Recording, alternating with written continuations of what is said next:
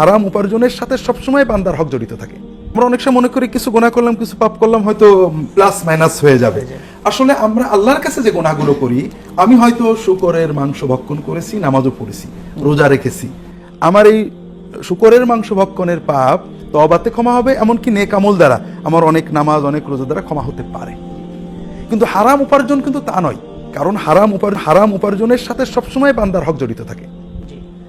উপার্জনের সাথে আপনি জুলুম করেছেন, ঘুষ নিয়েছেন, সুদ নিয়েছেন, আপনি চাঁদাবাজি করেছেন, ওজনে কম দিয়েছেন, আমরা একটু পরে পারলে বলবো যে কোনো ধরনের ব্যবসায়ের প্রতারণা, এমনকি এক দেশের জিনিস আরেক দেশ বলে বেচেছেন, ইনগ্রেডিয়েন্টস পাল্টে দিয়েছেন, ভিতরে কি আছে, এই যে প্রতারণা, এর সাথে বান্দার হক জড়িত।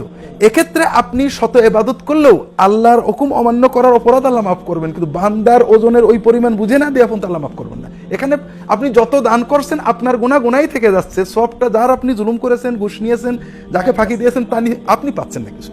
জি জি, এটা একটা বিষয় যে ইবাদত কবুল হয় না, এ বিষয়ে অনেক হাদিস আসছে।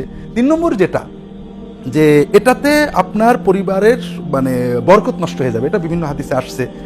চতুর্থ হলো যে এর সাথে বান্দার হক থাকার কারণে দুনিয়াতে বিভিন্ন রকমের শাস্তি, গজবের কথা বিভিন্ন হাদিসে বলা হয়েছে।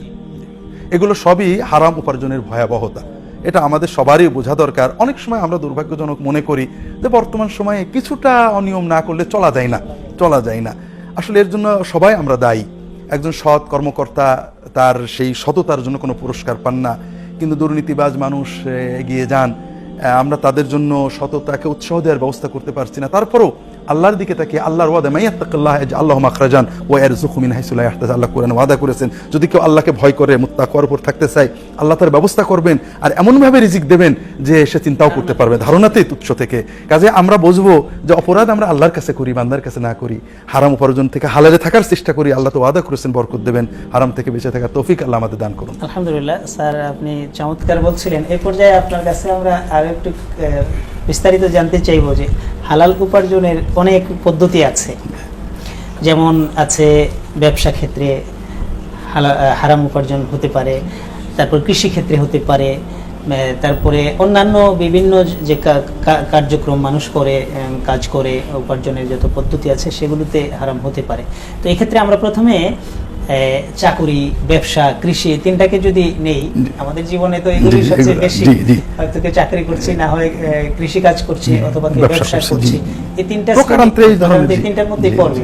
তো আমরা এগুলোর থেকে হালাল হারাম বাছাই করি। একটু কাইন্ডলি স্যার যদি বলতেন। আলহামদুলিল্লাহ, আসলে হালাল হারামের ক্ষেত্রে মূলনীতি হলো উপার্জনের জন্য ব্যবসা, শ্রম, চাকুরি, কৃষি সবই মূলত হালাল, শুধুমাত্র সুনির্ধারিত হারাম বিষয়গুলো ছাড়া।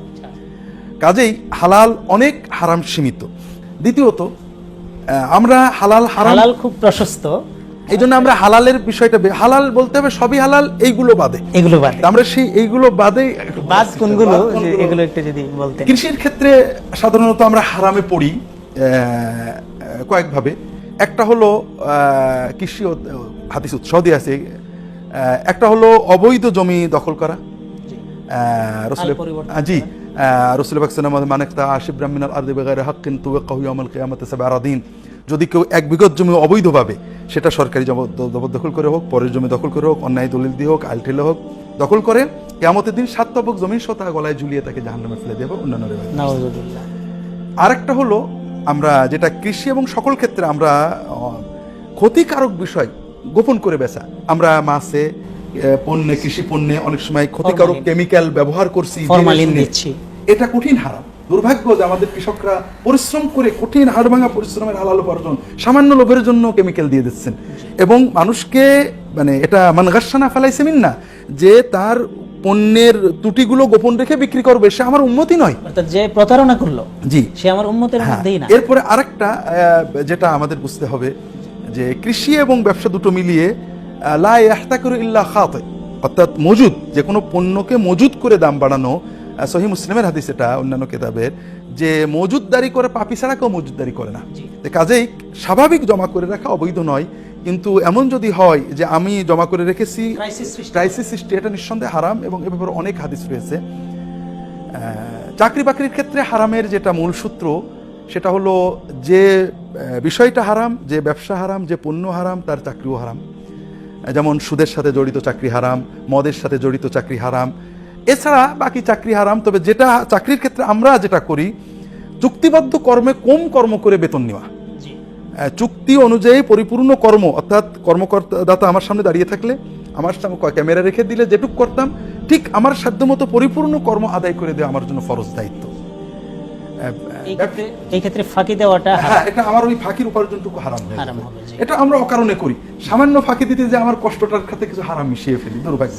জি স্যার। আর সবচেয়ে বেশি হলো ব্যবসা বাণিজ্য অন্যান্য। কোরআন কারিমে কিছু হারাম, হাদিসে কিছু হারাম বিশেষভাবে বলা হয়েছে, সেটা আমাদের একটা হলো সুদ।